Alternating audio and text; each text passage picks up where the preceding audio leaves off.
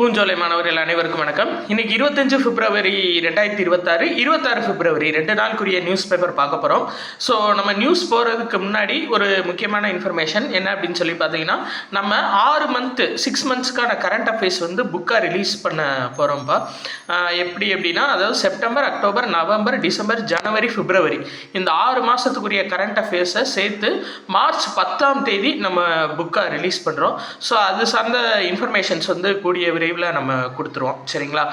அதாவது நிறைய பேர் நம்ம ஸ்டூடெண்ட்ஸ் தான் கேட்டாங்க, புக்காக வேணும் எங்களுக்கு 6 மந்த்ஸாக வேணும், 1 இயருக்கு வேணும் அப்படின்னு சொல்லி ஆக்சுவலாக கேட்டாங்க. பட் நம்ம செப்டம்பர் மாதத்துலேருந்து தான் போட ஆரம்பித்தோம். அதனால் 6 மந்த்ஸ்க்குரிய கரண்ட் அஃபேர்ஸ் வந்து புக்காக வந்து நம்ம ரிலீஸ் பண்ணலாம் அப்படின்னு சொல்லிட்டு ஒரு ஐடியாவில் இருக்கோம். ஸோ ஹெட்லைன் என்ன அப்படின்னு சொல்லி பார்த்தீங்கன்னா, மேற்கு வங்க எஸ்ஐஆர் பணியில் பிற மாநில நீதிபதிகள் அப்படின்னு சொல்லி கொடுத்துருக்காங்க. என்ன அப்படின்னா, மேற்கு வங்க மாநிலத்தில் வந்துட்டு அந்த தீவிர வாக்காளர் திருத்த பட்டியல் வந்து மேற்கொண்டுட்டு இருக்காங்க. அதுக்கு சரியான அலுவலர்களை அந்த மாநில அரசு கொடுக்கல அப்படின்னு சொல்லிட்டு தேர்தல் ஆணையம் சார்பாக வழக்கு போட்டிருந்தாங்க. அந்த வழக்கில் என்ன சொல்லியிருக்காங்க அப்படின்னா, சப்போஸ் அவங்க வந்துட்டு சரியான அலுவலர்கள் கொடுக்காட்டி பக்கத்து மாநிலங்கள்லேருந்து பிற நீதிபதிகளை நீங்கள் அதிகாரியாக நியமித்து நீங்கள் ஒர்க் ஆரம்பிங்க அப்படின்னு சொல்லி தேர்தல் ஆணையத்துக்கு உச்சநீதிமன்றம் அறிவுரை கொடுத்துருக்காங்க. சரிங்களா? ரைட், ஓகேப்பா. வேற இது சார்ந்த இன்ஃபர்மேஷன் உள்ளே இருக்குது. என்ன அப்படின்னு சொல்லி பார்த்தீங்கன்னா, கேரள மாநிலத்தின் பெயரை கேரளம் அப்படின்னு மாற்ற போகிறாங்க, ஆர்டிகிள் 3 யூஸ் பண்ணி. சரிங்களா? ஏன்னா ஒரு மாநிலத்தோட பெயர் மாற்றம் அல்லது புதிய மாநில உருவாக்கம் இதெல்லாம் வந்துட்டு ஆர்டிகிள் 3 வரும். சரிங்களா? அந்த ஆர்டிகிள் 3 பேஸ் பண்ணி கேரளா அப்படின்ற பேரை இனி கேரளம் அப்படின்னு சொல்லி மாற்ற போகிறாங்க. சரிங்களா? ரைட், ஓகேப்பா. இது பார்க்கலாம். இன்னொன்று, நேற்று ஒரு இன்ஃபர்மேஷன் தவறாக சொல்லிட்டேன். அதாவது பகுதி 15 வந்துட்டு மொழிகள் அப்படின்னு சொல்லியிருக்கேன். ஆக்சுவலாக பகுதி 17 தான் மொழிகள், 15 கிடையாது. சரிங்களா? 15 வந்து நம்ம தேர்தல் ஆணையம் சார்ந்து வந்துடும். பகுதி 17 வந்து மொழிகள். ஸோ ஹேமச்சந்தர் அப்படின்னு சொல்லிட்டு ஒருத்தர் இந்த இன்ஃபர்மேஷன் கொடுத்தாரு. ஸோ ரொம்ப நன்றி சார் இன்ஃபர்மேஷன் கொடுத்ததுக்கு. சப்போஸ் வேறு எதுவும் மிஸ்டேக்ஸ் இருந்துச்சுன்னா நீங்கள் கமெண்ட்ஸில் தெரிவிங்க. இல்லை 8667722090 அப்படின்ற நம்பருக்கு நீங்கள் வாய்ஸ் மெசேஜாக போட்டுருங்க. நான் இருக்க மிஸ்டேக்ஸை சேஞ்ச் பண்ணிக்கிறேன்ப்பா. ரொம்ப நன்றி. ஸோ அடுத்தது பார்க்கலாம். அதாவது தமிழ்நாட்டை பொறுத்தவரை 25 பெண்களில் ஒருத்தங்களுக்கு கருப்பை வாய் புற்றுநோய் வந்து இருக்குது. ஸோ அதை தடுக்கிறதுக்காக HPV தடுப்பூசி போடப்பட்டுட்டு வருது, ஹியூமன் பாப்பிலோமா வைரஸ்க்கான தடுப்பூசி. சரிங்களா? ஸோ முதல் கட்டமாக வந்துட்டு அரசு மருத்துவக் கல்லூரி மாணவர்களுக்கு புற்றுநோய் தடுப்பூசி போடும்போது இந்த HPV தடுப்பூசியும் போட்டிருக்காங்க. பட் நம்ம தமிழ்நாடு வந்து 6 முதல் 14 வயது வரை உள்ள குழந்தைகளுக்கு HPV தடுப்பூசி போடுறதுக்கான நடவடிக்கை மேற்கொண்டுட்டு வர்றாங்க. சரி, அடுத்தது பார்க்கலாம்.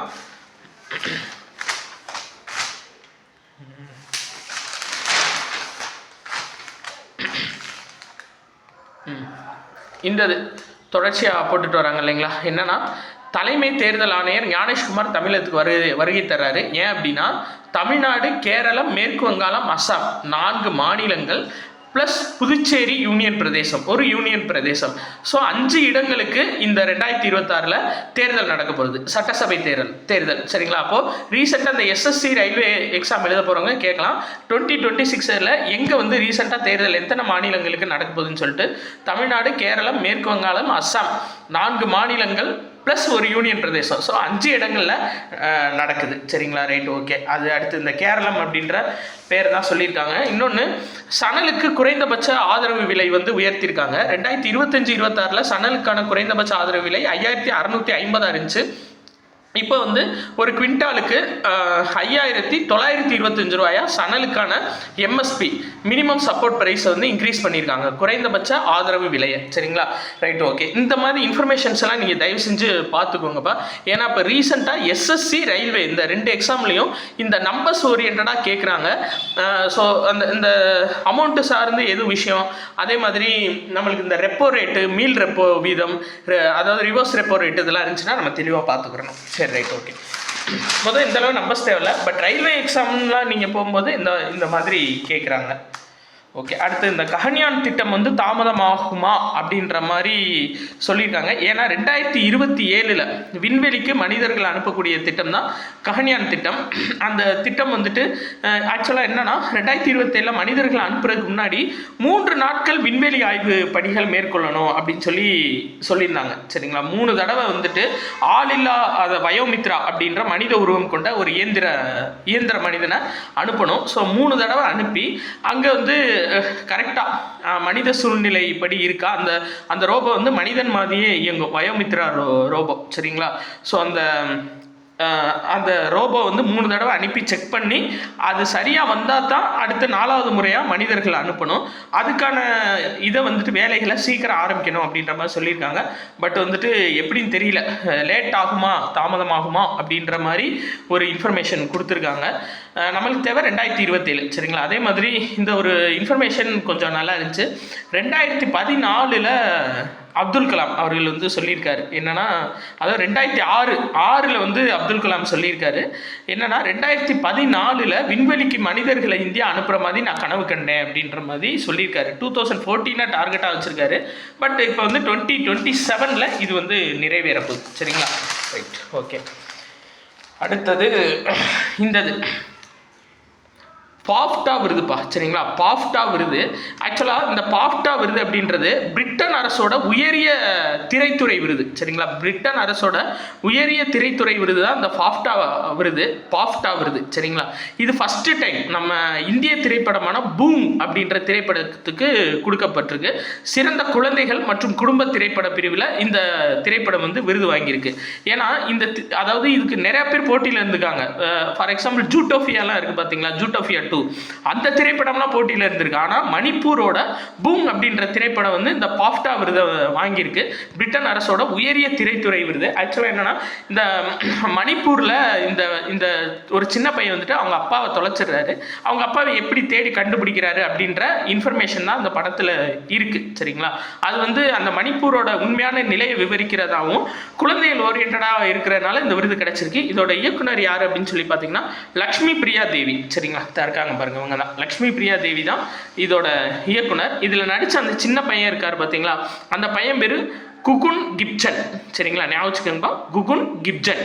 இவர் தான் அந்த சின்ன பையன். பூம் அப்படின்ற திரைப்படம் பரிசு வாங்கியிருக்கு, பாஃப்டா விருது வாங்கியிருக்கு.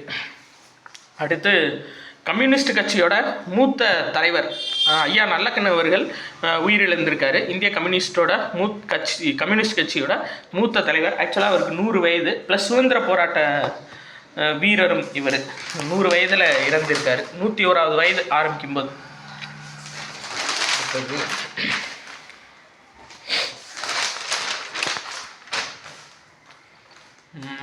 இதில் வேற எந்த நியூஸும் இல்லை. இந்திய சூரிய மின் உற்பத்தி தகடுகளுக்கு 126% வரி அமெரிக்கா விதிச்சிருக்காங்க. ஏன் அப்படி சொல்கிறாங்கன்னா, அதிகமாக வந்துட்டு இந்த இன்ஃபர்மேஷன் தான் முக்கியம். அதாவது கிறிஸ்டலின் சிலிக்கா ஃபோட்டோவோல்டிக் செல். சரிங்களா, அந்த சூரிய மின் தகடில் பயன்படுத்துறது கிறிஸ்டலின் சிலிக்கா ஃபோட்டோவோல்டிக் செல் தான் அதிகமாக பயன்படுத்துகிறாங்க.